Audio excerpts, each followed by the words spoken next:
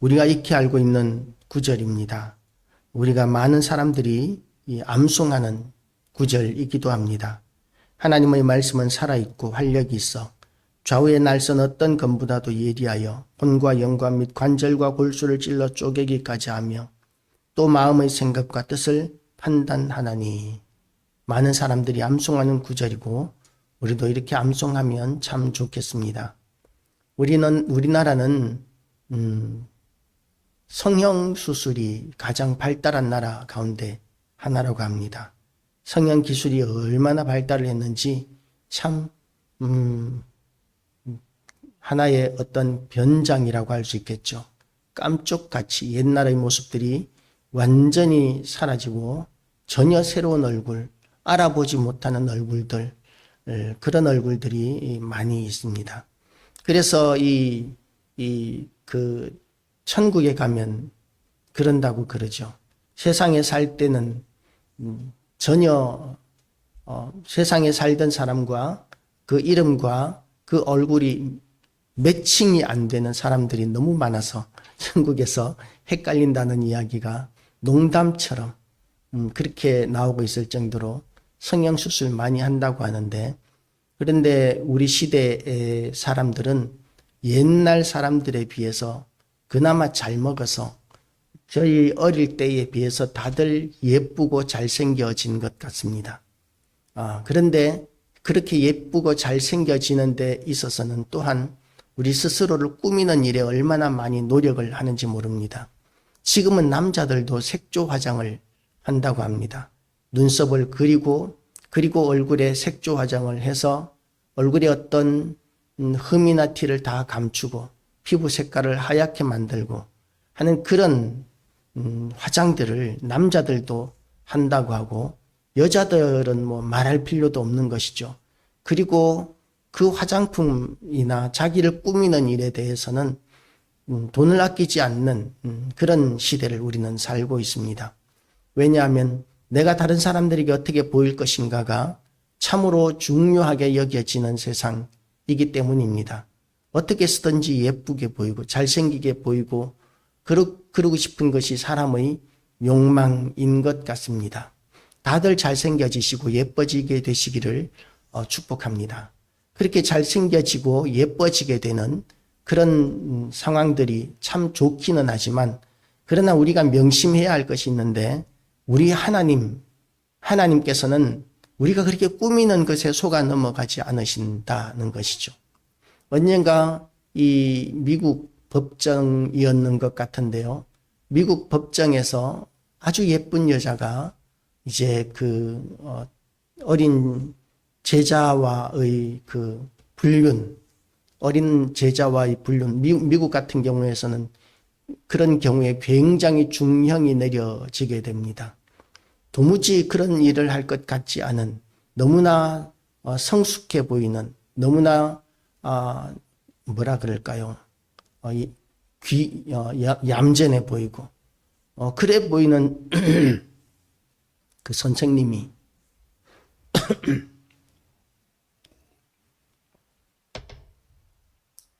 어린 제자와 그런 부도덕한 관계를 가지는 그런 장면, 그런 일을 하였다는 것이 믿어지지 않을 정도로 그 여선생님은 참 예뻤던 것 같습니다. 그런데 사람은 그런 일에 속을 수 있지만 하나님께서는 절대로 속지 않으시는 분이심을 우리가 아시기 바랍니다. 그래서 우리는 하나님 앞에서 살아가는 사람들입니다. 하나님께서는 우리의 발걸음까지 세고 계시고 우리의 머리카락까지 세심 받으시고, 우리를 향한 하나님의 눈동자는 절대로 떠나지 않으시는 분이십니다. 그래서 하나님께서 우리와 함께 하시고 우리를 늘 지켜보신다는 그런 두려운 마음을 어느 정도는 가져야 합니다. 물론 하나님께서 우리를 지켜보시는 이유가 감시의 목적은 아닙니다. 하나님께서 우리를 지켜보시는 목적은 우리를 지키시고 보호하시고 인도하시기 위하여 우리를 지켜보시고 우리를 지극히 사랑하시기 때문에 우리의 모든 것들을 감찰하시는 것이죠. 우리를 너무나 사랑하시는 하나님이시기 때문에 절대로 감시의 목적은 아니지만 우리 입장에서는 하나님께서 우리의 모든 것을 아신다는 측면에서 두려워할 줄 알아야 하고 삼가할 줄 알아야 합니다. 그리고 하나님께서는 우리에게 또한 말씀을 주셨습니다. 그 말씀은 예수 그리스도가 말씀이라고 우리는 또한 들었습니다. 요한복음 1장에 보면 태초에 말씀이 계시니라.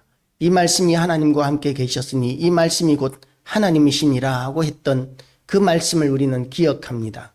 그렇게 말씀이신 예수님이 우리에게 오셔서 우리를 대속하시고 십자가에 못 박혀 죽으시고 우리를 구원하기까지 하셨습니다. 그런데 말씀이신 예수님뿐만 아니라 예수님께서 하신 말씀, 하나님의 말씀이 기록된 이 성경도 우리는 살아있다는 것을 믿으시기 바랍니다. 그래서 하나님의 말씀은 살아있고 하나님의 말씀이 살아있기 때문에 말씀이 어떤 일을 하느냐 하면 말씀은 살리는 일을 합니다. 저와 여러분을 이 하나님의 말씀이 살리는 능력을 가지고 있다는 것을 믿으시기 바랍니다. 하나님의 말씀을 읽고 그리고 그 말씀을 붙들린 바가 될 때에 악한 영들이 우리를 틈타지 못하는 역사가 나타나게 됩니다. 아무리 불세례를 받고 아무리 큰 은사를 받는다 할지라도 말씀이 없는 사람들에게는 악한 마귀가 마음대로 유린하는 것을 우리는 보게 됩니다. 말씀이 우리를 붙들고 우리를 승리하게 하고 이기게 하고 우리가 미혹되지 않게 하고 우리를 날마다 새롭게 하는 것이죠. 말씀만이 우리를 살릴 수 있습니다. 하나님의 말씀이 생명입니다. 다른 어떤 책과도 비교할 수 없습니다. 하나님의 말씀은 그야말로 영원토록 변함없는 생명이십니다. 영생하시는 생명이십니다. 그리고 그 말씀은 우리의 모든 것들을 감찰하십니다. 하나님께서는 우리에게 대해서 모르실 것이 하나도 없으신 분이십니다.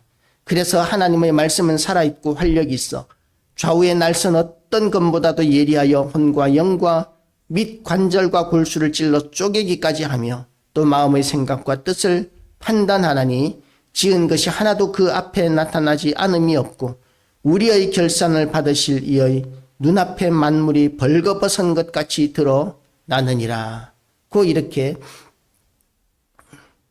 하나님의 말씀이 우리를 감찰한다. 우리를 심판하는 기준이 하나님의 말씀이다. 하나님의 말씀이 우리를 완전히 이렇게 다 드러내게 한다라는 것이죠. 그래서 우리는 말씀을 통해서 우리를 볼 수 있습니다.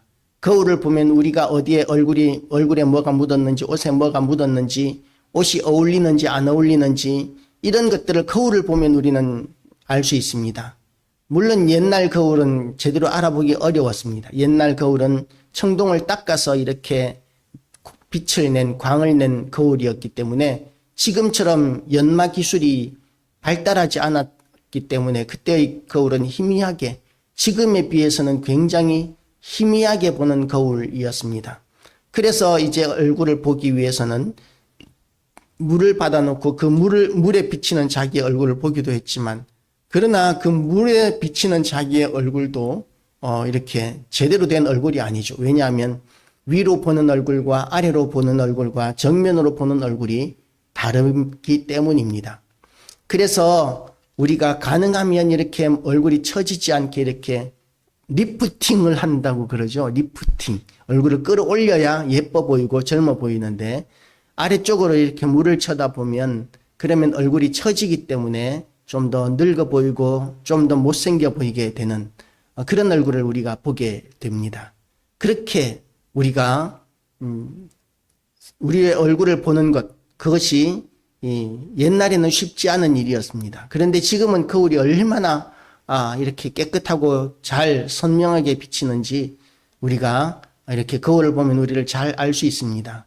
그런데 우리를 진정으로 잘 알 수 있는 거울이 어떤 거울이냐 하면 말씀의 거울입니다. 이 말씀의 거울은 우리를 정확하게 정밀하게 정말 우리가 어떤 존재인지에 대해서 우리를 알 수 있도록 그렇게 보여주는 것이 말씀입니다. 우리는 말씀 앞에 서 있는 사람들입니다. 하나님께서 우리를 판단하고 심판하실 때 우리를 말씀을 가지고 판단하고 심판하실 것입니다. 오늘도 우리가 말씀에 붙들린 바가 되시기를 주님의 이름으로 축복합니다. 그리고 그 말씀을 주신 이가 곧 예수 그리스도이십니다.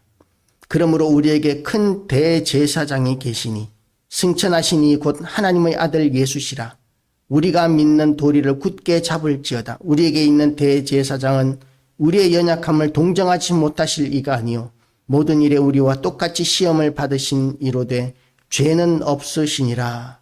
고 이렇게 우리가 이 땅을 살아가면서 거울에 우리를 비춰보면 우리의 부정한 것들, 부족한 것들, 우리의 죄악들이 다 드러나게 되는데, 그렇게 되면 우리는 하나님 앞에 감히 설 수 있는 담력을 잃어버릴 수 있습니다. 담대함을 잃어버릴 수 있습니다. 그런데 하나님께서는 그렇게 우리가 하나님을 떠나는 것을 절대로 원치 않으십니다. 그래서 하나님께서는 어떻게 하시느냐 하면 예수 그리스도로 말미암아 속죄 제사를 지내주셨어요.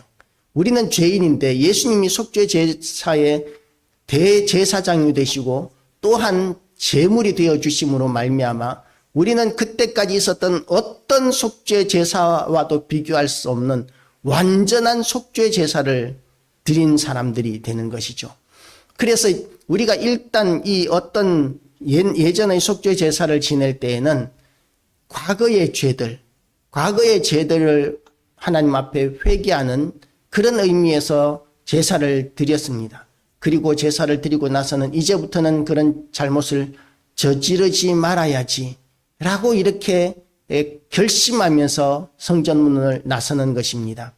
그런데 이 완전하신 대제사장이고 스스로 제물이 되어주신 예수님이 직접 하신 그 속죄 제사를 통해서는 과거와 현재와 미래의 죄까지 모두 다 깨끗하게 씻어주는 그런 능력 있는 속죄 제사, 완전한 속죄 제사가 됩니다.